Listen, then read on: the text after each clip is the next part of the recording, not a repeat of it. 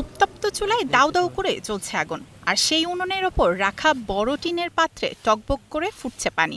দেখলে মনে হবে খেজুর কিংবা তালের রস জাল দিয়ে তৈরি হচ্ছে গুড়, কিন্তু না, পাত্রে লবণাক্ত মাটি মেশানো পানি ফুটিয়ে তৈরি করা হচ্ছে খাবার লবণ। সাধারণত সাগরের লবণাক্ত পানি শুকিয়ে লবণ তৈরি করা হলেও পিরোজপুরের নেসারাবাদ উপজেলার প্রত্যন্ত গ্রামে ডুবিতে মাটি থেকে তৈরি হচ্ছে ধবধবে সাদা লবণ। সনাতন এই পদ্ধতিতে লবণ সংগ্রহ আজও টিকে আছে কয়েকটি কারখানায়। উপকূলবর্তী অঞ্চলের লবণাক্ত মাটি সংগ্রহ করে তার সঙ্গে মেশানো হয় পানি।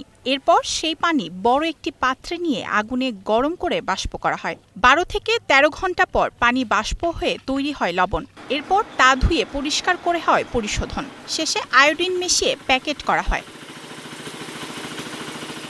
লবণ উৎপাদনের এই প্রক্রিয়ার সঙ্গে যুক্ত স্থানীয় নারী পুরুষরা। সকাল থেকে শুরু হয়ে কাজ চলে দিনভর। গড়ে একজন শ্রমিক 17 থেকে 18 ঘন্টা কাজ করেন। ডুবি গ্রামে বর্তমানে অন্তত 8টি লবণ তৈরির কারখানা আছে। কাজ করে ধরেন 600 টাকা পাই, 500-র মতন লোক, মহিলারা পায় 400 টাকা, আমরা পাই পুরুষের যারা এটা পাই 600 টাকা।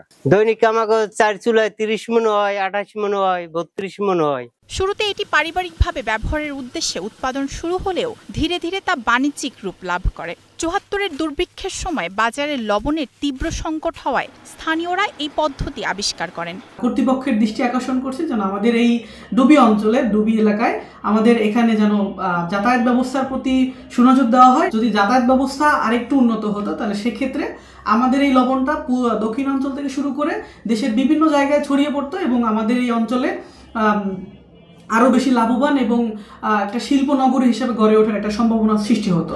তবে সময়ের সঙ্গে সঙ্গে লবণ তৈরির খরচ বেড়ে যাওয়ায় আগ্রহ হারাচ্ছেন অনেকেই। সনাতন এই পদ্ধতিতে লবণ উৎপাদন ধরে রাখতে সহায়তার অনুরোধ স্থানীয়দের। Desk report, star news.